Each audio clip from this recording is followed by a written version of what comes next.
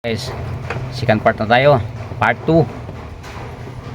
Ito, tinanggal na yung post na nakakunik diyan sa radiator dahil magpapalit po tayo ng silicone o maglalagay pala ng silicone.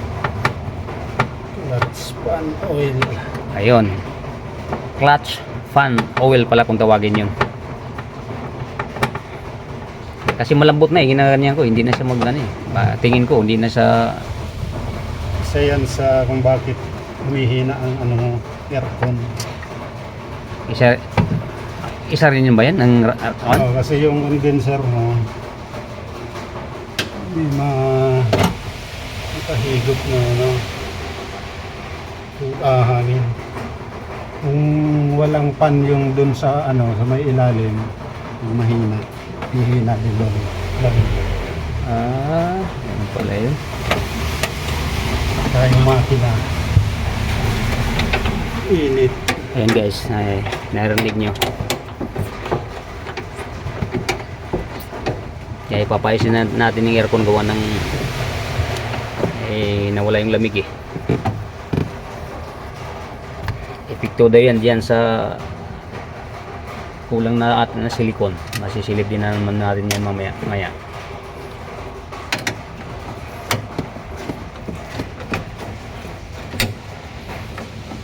So, nood lang tayo para magkaroon tayo ng idea. Malay mo yung napapanood natin dito, mapakinabangan natin pagdating ng araw.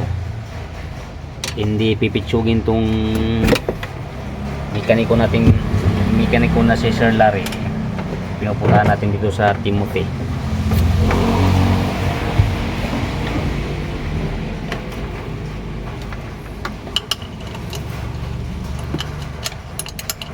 Yan.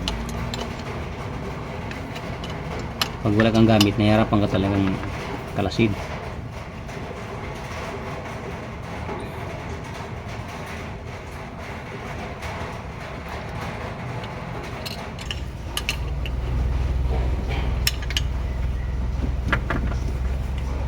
Guys, antayin na natin matanggal yung pan na yan. Gagawa tayo ng panibagong video. Part 3 na naman tayo pag natapos ito.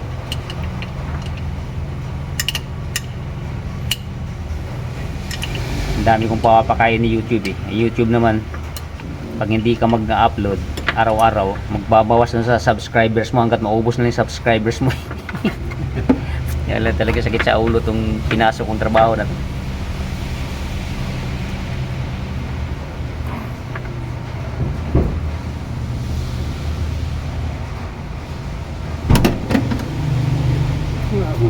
Let's go.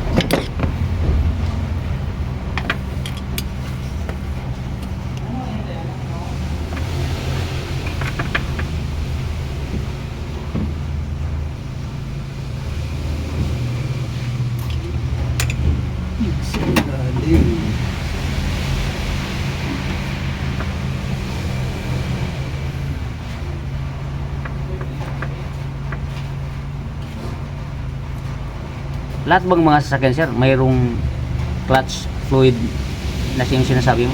Clutch fan oil.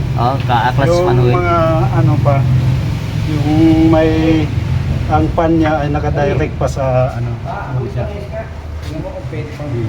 Antay mo ba? Dating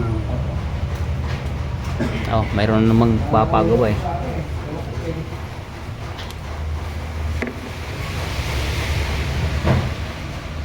Okay guys, cut muna natin dahil mahaba na, hindi pa matatanggal-tanggal.